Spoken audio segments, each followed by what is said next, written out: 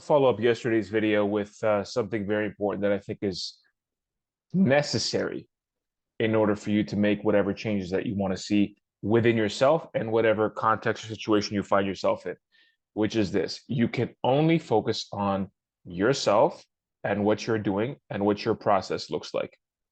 The most important thing, especially when you're processing something, whether it's your emotions or the experience or the situation itself, you're letting it land, you're letting it absorb, is to generate understanding around what you're experiencing. In fact, one of the most important parts of therapy is not necessarily to go back or to stay where you are and to think about the experience that you just had and to feel the emotions and to allow yourself to go into it again, but also to generate new levels of understanding through that process itself, because that's what's going to take the pieces and put them together. It's the analogy that I used yesterday. We're illuminating the pieces, but the pieces themselves need to be put together, and you're the only one that can do that through your own understanding. And that's why I talk about habits so much, is because the habits themselves are the habits that generate the understanding, right? When you're meditating, you're putting everything together. When you're taking memos, you're releasing what's inside of you out. And then when you write things down, you organize everything in such a way where it makes sense and it's coherent to you. And then when you add on top of that practices of, say, for example, gratitude, thankfulness, and positive reflection, and you're anticipating the day in a positive way, then what you're doing is you're taking all those experiences, you're making them make sense, and then you're also orienting yourself towards something that's good, towards something that you want, and to be in that state. And really, what you want, or what is optimal to want, is the process itself, is a positive process. That is really the desire, the optimal desire, because the process is what never ends. The process itself never ends. So whatever you're doing now, right? Waking up, putting your clothes on, brushing your teeth, eating every day, all that stuff will continue until the day that you die. And if you do not stop, if you stop doing those things, for example, if you stop eating, if you start drinking water, then you're going to die a lot quicker. So basically, if you do not want to die, you have to continue eating and drinking, right? So you have to think about that in itself as a concept, which means that if you want X, you're going to have to do A and B and C and D, right? So you're going to have to do the process to get the thing. And the thing just might be for you to be in a specific state, and a state of alive, right? In the case of not dying. So you don't want to die, and so you have to eat and drink every day. So or you want to stay alive, if you want to kind of frame it in the positive way. So you want to stay alive, so you eat and drink every day to stay alive. What else do you want?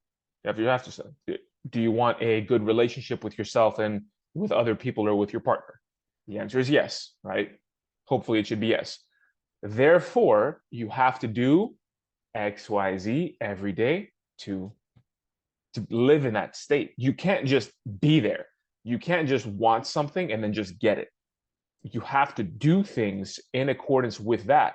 And the more general you make that goal, as far as like you make it good as a whole, and the more that goal relies on your character and relies on the process of developing good habits, good rituals, the more it requires that of you, the better it is, because it just means that it's richer. So say, for example, if you want a phone, right? And you have money in your bank account, you don't have to do anything. What is the process? The process is you put your clothes on, as an example, you get in the car or you walk to the store and you take out your card and you buy the phone. That's the process of getting the phone. So, and if you think about it in that sense, then if you want something, if you want the Ferrari, if you want the house, if you want the this, the that, and those are all material things, then normally what most people think of is, first of all, they either get discouraged because they think they can't get there, or they've been trained to want those things by society, even though they want something else, and they're completely confused and don't know what that is. That's why I advocate a lot being in solitude to figure out what you really want. But in that particular instance, it's just like an upgraded one of these, right? So what does this cost? Like a grand, 1,500, so let's say 2 grand. So you multiply this by 100. So 200 grand. So what do you have to do? You have to work enough, right? Or you have to make the right moves in a business sense to get the money to get the thing. But you have to notice that in that process that I just described, nowhere in that process is becoming a good person, is eating healthy, is working out, is meditating, is understanding yourself, is really connecting with yourself in such a way where you can source opportunities a lot easier as they present themselves, to have good relationships with other people so that when you are in situations where you could shake somebody's hand or make a connection, you're able to just be on it. You're able to be like a likable or extroverted person, or somebody who this other person would want to talk to. And so that could kind of help you skip levels, if you will. So when you're too narrowly focused on something and not the process itself, you lose all the details. And so what happens is you fall off the path, and you fall off the path. It's kind of like a video game. You die and then you play the level again. You die and you play the level again because you're missing the details, right? You're not illuminating everything. So you're not seeing things clearly. And the way you illuminate everything properly, and especially, and again, when it comes to the context of sales, this is something that I espouse as well. The sale, the closing the deal happens before you even get on the meeting, before the sales call itself. It's everything that you do outside of life. Everything you do outside the sales call, that is what contributes to the results that you get on the sales call. Are you practicing speaking? Right. That's another reason I do the voice memos. It's not just that to create a Socratic dialogue with myself, but it's also to rev the engine, especially in the morning. I'm not very talkative. I can be very groggy. I'm not really a morning person. So what I have to do is I have to rev the engine. So what do? Well, I get an adrenaline boost by taking a regular shower. I'm not an insane person where I just, well, not insane, but I don't just take a cold shower right away. I want to enjoy my shower, and then I end it with cold water for about a minute, ice cold water for about a minute. I wake up, right? I wake my body up. I feel awake. And then I'll either start on the memo, on the journal, or on the meditation to make sure everything is kind of organized. And then the memo itself, the reason I talk is because it gets my brain used to talking. So I'm exercising the verbal faculty before I use it on the meetings. So if you don't talk all day, as an example, or you don't think all day, you're not doing anything, and you're just kind of like doing random things that need to be done, as an example, that need to be done, tasks, and then you end up on the meeting and you're not a person in general who has everything together as far as their relationships, their fitness, their nutrition, their spiritual health, their psychological well-being, right? Their emotions, right? You don't have like an understanding of what you're going through. It's going to be really hard to be able to relate to somebody. And then you're going to be putting on a show, right? Right? It's like somebody's like pulling your strings, right? You're on a sales call now. You're being this person that you think you need to be for the prospect, like a little dancing monkey doing your song and dance. So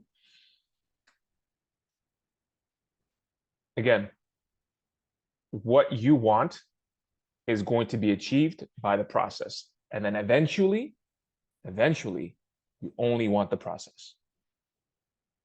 That's the beautiful, beautiful thing about this, because you realize eventually that the process is what gets you anywhere that you want to be. And once you get there, if you neglect the process, and I made this mistake before, I told you this, if you neglect the process, then what's going to happen is you're going to not be that person, or you're not going to have the experiences that you want. And you might wonder why for a few seconds or a few days or a few weeks. And then you'll remember, yes, that's what I was doing. That's what I was doing then to actually get me to where I was. That's what's required for me to do. And so you only want the process. And the process itself is what will create. And the more elements you integrate into your process, that will actually result in positive outcomes in many domains of your life, professional, personal, relational. The more you involve in the process that incorporates all of these elements that lead to those outcomes, the more holistic and the more integrated you're going to be, because you're involving everything that is required for you to optimize for everything as necessary.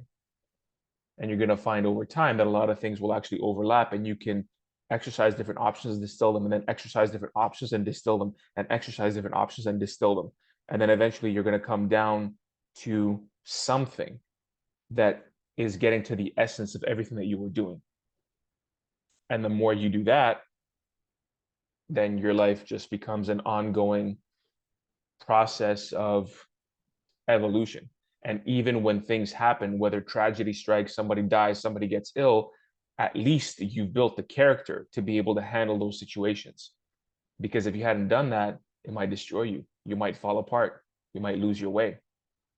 Remember, there are bad things that are going to happen that are going to be outside your control. And if you have a strong character, if you've been developing that process, then that is what's going to pull you through in those moments as well. So, hope that was helpful. I'll keep it there.